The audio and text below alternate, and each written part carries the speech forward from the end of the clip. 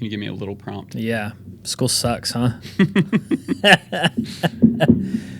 Well, we were just talking about, off camera, we were just talking about how similar our like experiences were with education, like as we grew up, how we got into it, both stemming from action sports and then like pursuing it from high school throughout our college careers and into our careers, being very unique, but we were like independent of each other, like totally different ages, different times, different inspirations. And that was really interesting to me because whenever I tell my story to people, they find it really like unique and interesting. So I feel like it's probably really rare that our stories are so similar, right? And our experiences with education are relatively similar. I think I'm a little more outspoken about it maybe than you are, but I had a hard time. I had a really hard time in school, and it didn't work for me. And I was really focused on the things outside of school that I was into, and that was skating and making videos. And I knew at a really early age that that was like what I wanted to do. I can't pinpoint it to like one light bulb moment, but I was making stuff when I was like in middle school. I was making videos with my friends, and we would go skate and we'd film each other. And I just fell in love with, like, that was the only outlet that I had at that age, right? All through high school. It was like my grades were terrible. I didn't really get along with a lot of the kids that I was in school with, but like I had this group of guys that I would go skate with, and it was like they were my squad. That was my team. And that was what I focused all of my energy on. And I had so much like creative energy and drive that I wasn't using any energy when I was in school because I didn't care. So I was like screwing off and sleeping in class. And it's not because I'm stupid or that I had that bad of grades. Like I figured it all out in the end, but I didn't care. I didn't care about science. I didn't care about any of it. But I cared about making videos and filming stuff and creatively expressing myself in that way. And so,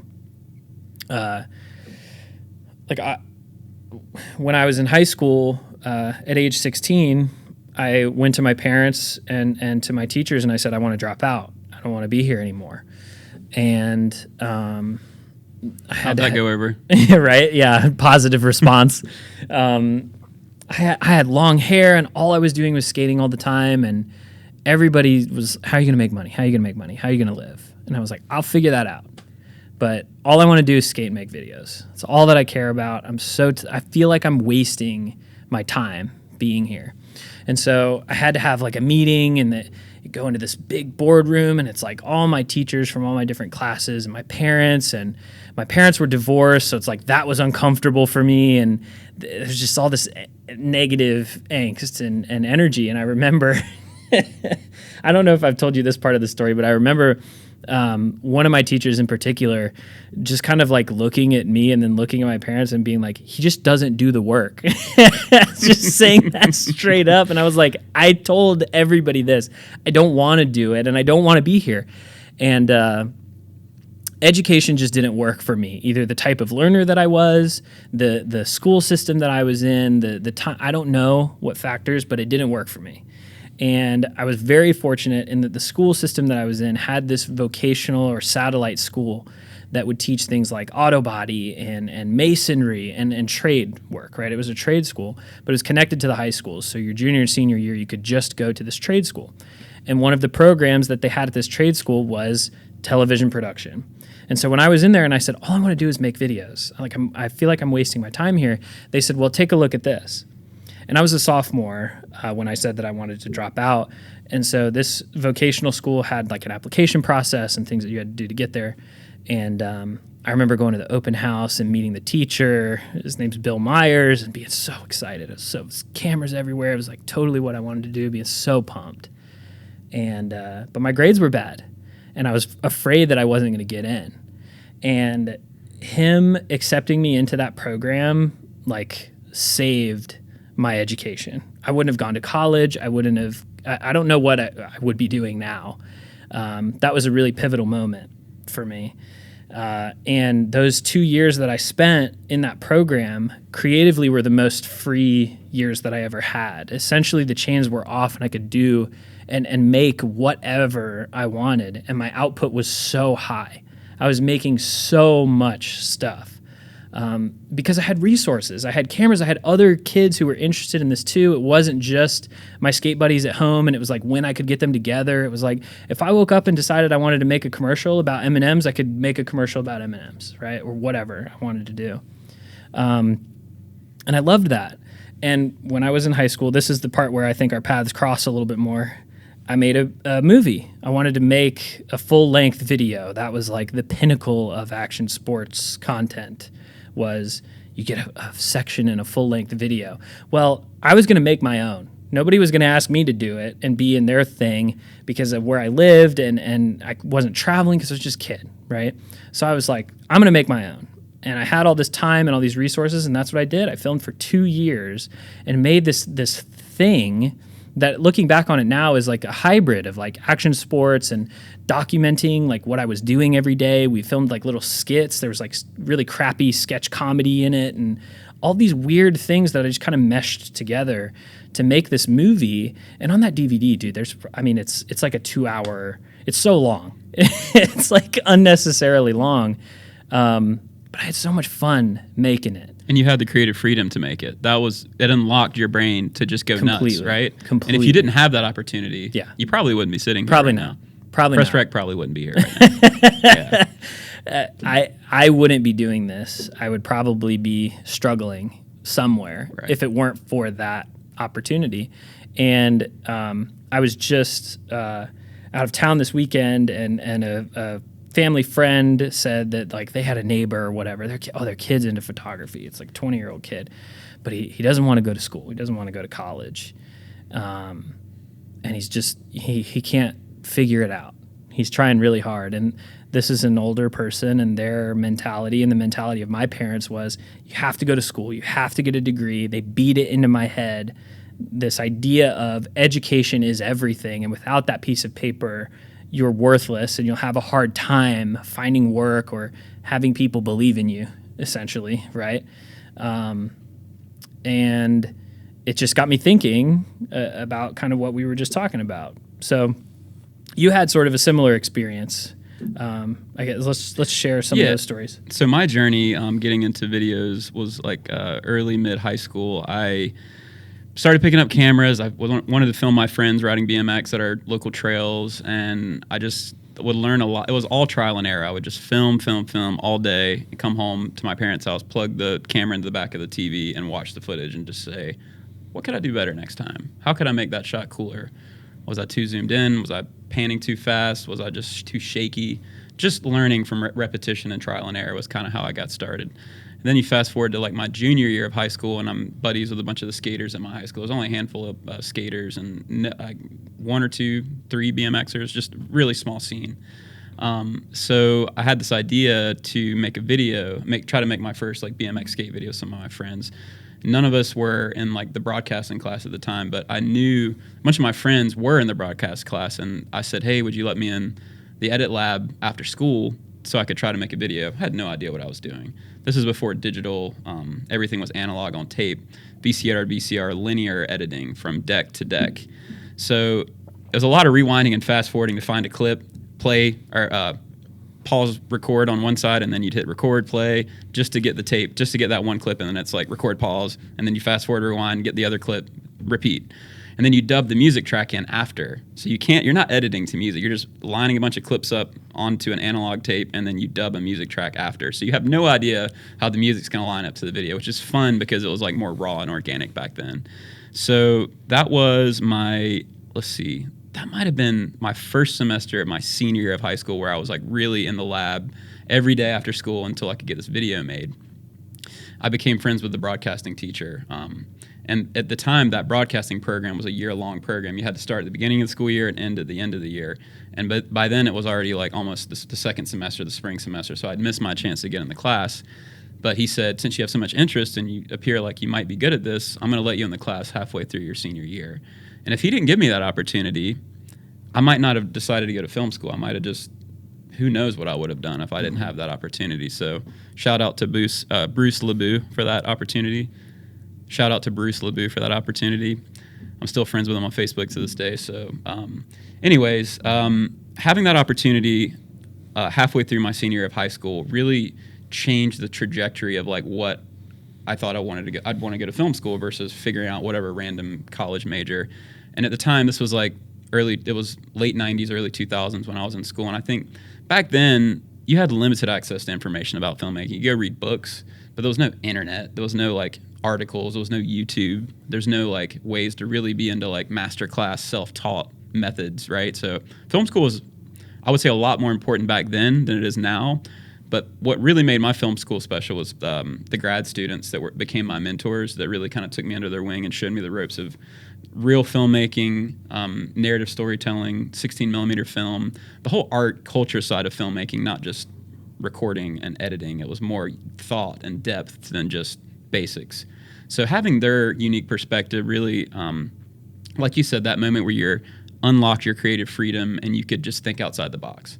So I spent pretty much my freshman, sophomore year doing all the basic video classes you have to do, your prerequisite classes, stuff that I didn't really care about. We talked about filmmaking, but we didn't really get to do much of it those years. I was still making lots of videos on the side, getting into the freelance BMX world, getting nicer cameras so I had opportunities to do more real freelance work for companies. At the time, it was like Props BMX and DK Bicycles. Those are some of the first legit bike companies and video companies that let me work for them and contribute my footage and eventually get to go travel and do like specialty shoots for them, covering events and filming certain riders.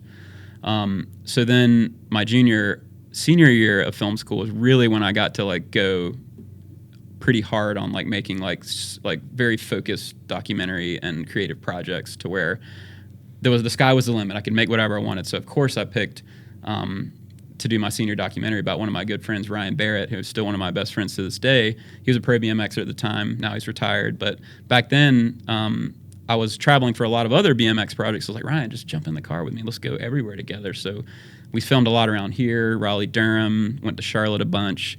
That was actually, I got to do my first trip to England. Got a paid trip to go film a BMX event, and Ryan was going to the event too. So we had a couple extra days to go like take the train around at certain like small English towns and go film over there. So getting to go overseas for the first time and make this like special project. I think it was like maybe 70% 16 millimeter and the rest was like mini DV with like VX1000, TRV 900, fisheyes. So I was kind of like getting access to nicer cameras, better riders, more, and my guidance, my mentors really helped me hone in on like my creative filmmaking skills. So it's really hard to pinpoint like, well, I'll back up and say, if you fast forward to my senior year, I was lucky enough just because my internal network within BMX, and BMX is pretty small overall on the global scale, but I had two really good friends who started a small business, a small ad agency in Dayton, Ohio called Access Media Group. And they were doing a lot of content. They were doing a lot of creative for a lot of BMX brands. And they said, we want to start doing videos. Do you want to be our video guy? So I was like, sure, I would love that. Like this was honestly, I fell into like my dream job to get to make like real BMX videos for real brands. At the time, it was the System Cycles video, which was DK Bikes and Fly Bikes. Fly Bikes was like a Spanish company. DK was based in Ohio. So some of the riders lived in Ohio, the Midwest. Some lived out west. Some lived overseas. So I got the opportunity to travel around and film like these BMX band of misfits that were all pro bike riders and like kind of like adapt to that lifestyle, that travel culture, and have like a budget to go places. So I feel very fortunate to get that opportunity straight out of college. And something else that was kind of an interesting fact about my journey at the end of college was I was lucky enough to line up this job before I was out of school. And I found out when I graduated that I was one of two in my whole class, which was over like 100 people in our film program, that actually had a job lined up after school. And that was all because my persistence and networking all throughout school, pretending like I had nothing on the table. I had to work to find opportunities. So I think you can't just take those opportunities for granted. Like a lot of my peers at the time were just like doing nothing and just expecting to get a job right out of school with like no real like resume or nothing, like no passion projects on the side, just from their school projects. And I always I wanted to like push it as hard as I could to get as many opportunities as I could. And I was lucky enough to have something lined up after school. So I'm really grateful for that. Do you think that you were only one of two people to have a job lined up because, and this, what year was this for context? It's 2000. So I graduated in 2003. Yeah. And then I moved to Ohio in 2003. Yeah. So I graduated college almost 10 years later. And now, like just before we recorded this podcast, we asked some of our employees who graduated almost, 7, 8 years after me. Yep. So, and they had similar experiences. I had a similar experience. Not many kids in my class had jobs lined up. I was one of the few. And why do you think that is for you? Like your journey?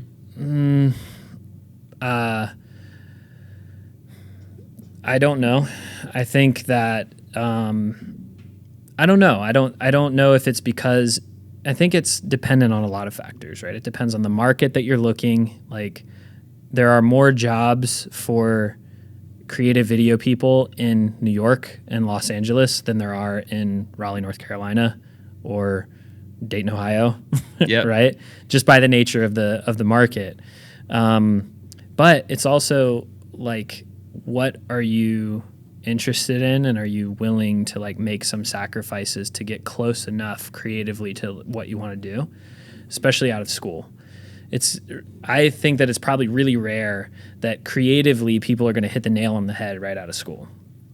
You're probably going to find something that's really close to your interests or that you think is nail on the head until you get some more experience. But to kind of throw that back the other way, like, do you think that it's because it's challenging to get a job in our field? Do you think that, I guess what started this is, should people go to college if they want jobs in our industry? And I'll say, for more context too, our industry, let's encapsulate like basic video agency, photography agency, like those kind of lump together, I think, in a way that's similar enough that you and I have enough experience to talk about those types of jobs specifically in a medium to small market. Yep. It's a loaded, controversial question. Is like, should you go to college or not for video? And I think, honestly, it depends on the person and how you learn. If you need to sit in a classroom to absorb information, you should probably go to college. If you're savvy with YouTube and masterclass and you understand how to, if you understand how to like look for the skills that you're looking to achieve, it's all online for free. Or masterclass is very cheap, but you can, if you want to be a director, watch all the great masterclass from the directors. How much of the technical skills that you use day to day did you learn while you were in college? Technical skills specifically. Yeah, that's tough for me because cameras have changed so much. Right. I was shooting on a lot of tapes back then. Cameras were a lot more basic and stripped down. Now, auto ND, autofocus, that didn't really exist. I mean, some of the handy cams had autofocus, but it's different now, right? We're shooting with different equipment, which is much nicer and more high tech. So technical skills, learning the basics, like shutter speed, white balance, frame rates, those types of things I did learn in school that I didn't know before. I was just winging it until But did you like learn how to edit while you were in college? Did you learn, like, I had a little bit of experience in Adobe Premiere, which is what we still use today and is pretty industry standard now amongst our field. I had a little bit of experience in that, but it's not like my teachers or my professors knew how to do anything that I couldn't just find. Right. Either in a book or Googling and finding on YouTube. Now there's even more of that information out there, and I would argue that most of the technical skills that somebody would need, they can learn online. Yeah, I agree. So I do think it depends on how you learn. If you need to have an interactive classroom environment where you can ask questions and experiment, you should probably think about it. And it depends on what market you're looking to get a job in, and if you have a specific crew position you're looking for, that's also a factor. If you want to be a grip in New York City, do you need to go to film school? I don't know. It's more, honestly, it's more about who you know and your network. How hard of a worker you are. How hard are you willing to work? Who do you know? What are they working on? And can they pull you into their network? That's it. It's who you know and how connected you are to people that have the potential to hire you. That's like the most important thing. And you may or may not get that if you go to film school. It's kind of like you're spreading your wings. You're trying to learn the ropes. So that's important, the basics. But it depends. If you're trying to be a director, if you're trying to be a DP, if you're trying to be an editor, you can a lot of that stuff can be self-taught now. If you're that type, if you have that type of brain and you're willing to search for the knowledge, it's all online. Not everybody can learn that way. I get it. So there's an argument for going to school if you're not sure, or you're trying to figure out what type of work you want to do. If you're not sure if you want to be in like creative film or broadcast or journalism, there's such a big fusion of different avenues and careers you could go after. If you want to be a newscaster, do you need to go to school? Probably need to get a journalism degree. That's the other cool thing about filmmaking is everybody's trajectory in their career is so different. And at any given point, you could spawn off and go any different direction based on who you meet, what kind of projects you work on. And like how you change as a person. Right. Like your interests might change and what you want to do. Like Right. Most people at a young age don't know what they want to do. Right. I think that our stories are very like at 99th percentile type oddball stories in that we figured this out really young. It usually takes people a long time. They got to experience a lot of life before they figure out what their thing is. And some people are much older than even me and you when they figure out what their thing is. We just got lucky that we found it at a young age. And we both have similar work ethics in that we were willing to work hard and push when we found the thing that we were passionate in. And I think that the big question is, should you go to college to get a job in this field? Maybe, if are you a hard worker? Are you going to be willing to tough it out and go through and learn, sort of school of hard knocks? Because we have people who we hire that did that. We have people who we bring on every job that did that don't have degrees. And then we have people who work in our office every day who do. And they're different, and creatively they're different for it. I'm different for my experience in school and what I did in college, and all of that stuff changed how I am as a creative.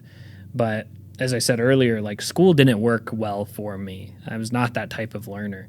Everything that I use day in and day out, I feel like I learned from trial and error, from making stuff, bashing my head against the wall, figuring it out on my own or with the people that I was working on something with, and then using that, building on that knowledge, iterative, right, time and time again, to grow my bag of tricks that I use now on every job. And still to this day, everything that we make, I learn something from it. And every time we bring somebody new on set, I learn a little trick from them, or I pick up on these little things along the way that help like cumulatively build where I'm at in my career. And I know that helps the rest of our team as well. Another thing too, like if you're like a young, passionate filmmaker and you think you want to go to like some expensive film school in like New York or LA, you have to like ask yourself some questions like, are you willing to dedicate the next 3 to 4 years of your life to go to an expensive school and probably accumulate a lot of student debt? And if so, I would ask a lot of hard questions to that school before you commit. Like, what is your job placement program? What are my internship opportunities? It's more about who you meet along the way and how you can get on those sets with the right people that they like you and they keep hiring you, even if you have to internship for free.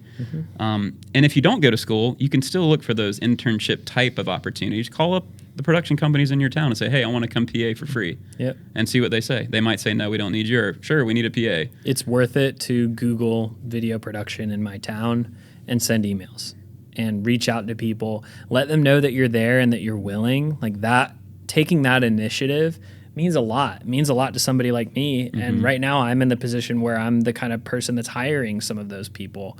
Like just showing that kind of drive is not something that you see everywhere.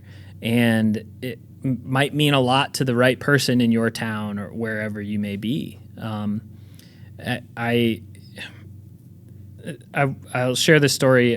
Sometimes I go speak at universities and I talk to them about the work that I've done or stuff on this topic, right? Should kids go to school? How valuable is it in creative endeavors, right? And this was maybe 2017, 16, 17, and I went to speak at a panel at the Art Institute of Raleigh-Durham, and so it's a room full of creatives like video game artists all the way through photographers and video professionals or wannabe professionals, right? And one of the kids asked, like, do I need a degree to do this? And I was pretty quick to jump in at that time and say, no, like if you're willing to work hard, you probably don't. You can learn what you need to learn online. You just got to want it, and you got to work for it and show people that you're willing to work hard and learn. That's going to get you far. And somebody else on the panel, I'll never forget what he said, but I can't remember the dude's name. But he said, your degree is like your ticket to the party. What you do when you're in there is up to you.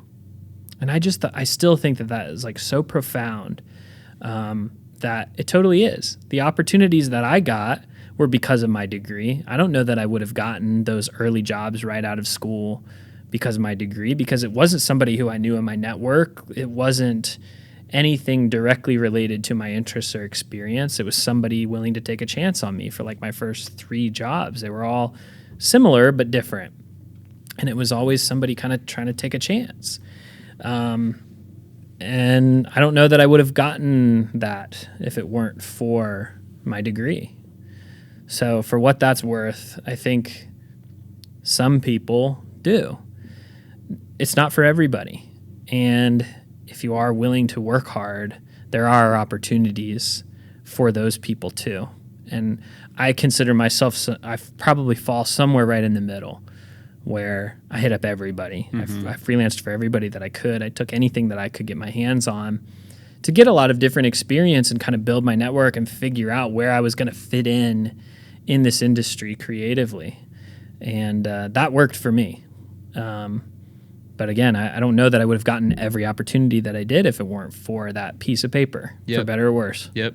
And like you said, too, once you do get your ticket to the party, you get on those sets that you want to be on, and you're still learning. The other fun part about our industry is like you might not know if you want to be a gaffer or a grip or camera op or even an editor, but you get to see how everything works in the creative process and understand, I don't want to be on set, I want to be behind the computer editing. Or if you think you want to be an editor and then you start editing, you're like, I hate this, I want to be on set, you can swap back and forth, you can be interchangeable.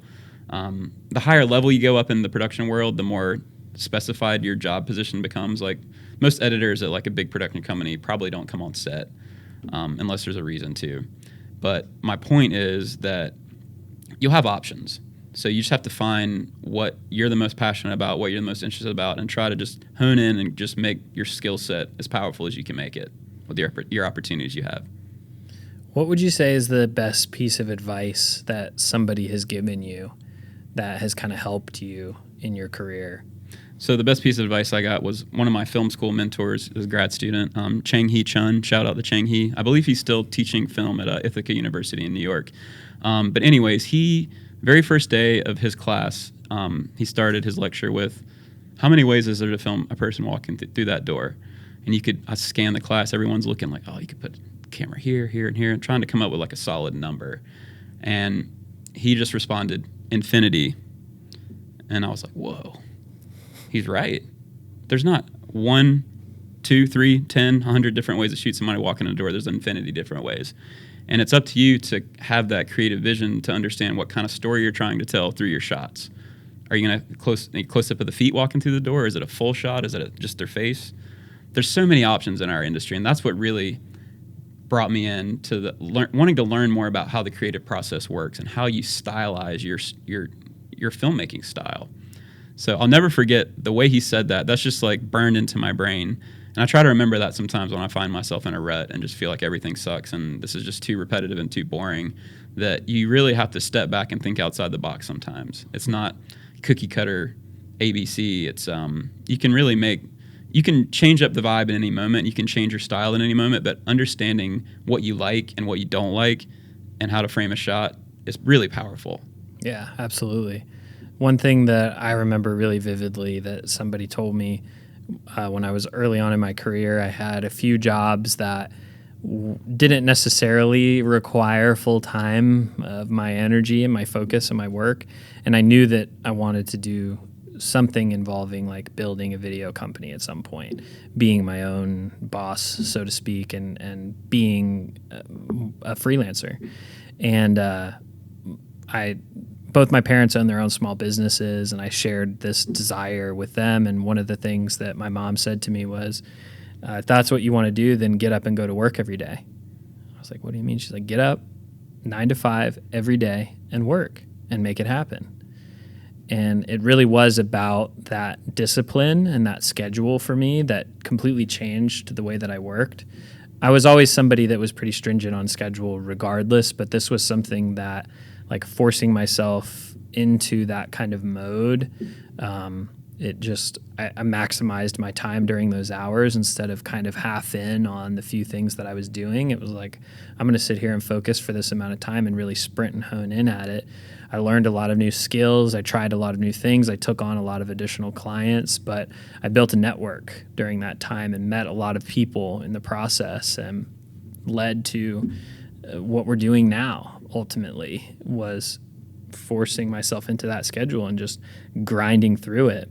And I think that if you're somebody who maybe has a kid or somebody in your life that's in college, or they're struggling with wanting to stay in and they're in a creative field, or maybe it's you watching this that is struggling with that everybody has their own path, and you have to be authentic to yourself to realize what's going to be the best path for you. And everybody's is a little bit different, but part of the journey is like forging your own path and muscling your way through those times that are really hard, that will ultimately, lead you to what your career is going to be and what your thing is, what your passion is.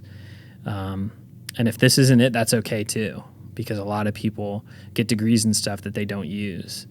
And maybe you're in college and you're going to be in a major totally different, but you want to be a video creator. That's okay too. It's all about your work ethic. Do you want it? You can be taught the technical skills, and the technology is going to change. That's all going to continue to change. You can learn that stuff, but if you're hungry and passionate, that's the stuff that's really going to make an impact. Yeah, that's great advice from your parents about get up and go to work, because at a young age, it's easier to like sit around and play video games or like mess around and like not take work too serious. But just learning that basic like structure of how, when you go get a job, what's it going to be like? You're going to be expected to work probably 9 to 5 if it's more of a traditional role. So learning how to like create your own processes and like structure is everything. Just understanding how your brain works and how you can use creative time, how you have to respond to emails. There's a lot of things you should be doing during the day, and it's easy to just, if you have no schedule, it's easy to like not get nearly as much work done if you're not like focused on what you need to be doing. So yeah, structure is really important, to just hone in on focusing normal business hours and just taking opportunities to email people, spend time learning about cameras, watch these tutorials. There's so much access to great information online that you could take full advantage of. Even if you don't know exactly where you want to work in the film industry or video industry, just find your path, but make sure you create some kind of work structure to where when you do get that job, you understand what's expected of you and like how you should show up to work and how to work hard, and just how to take your film career a little more seriously.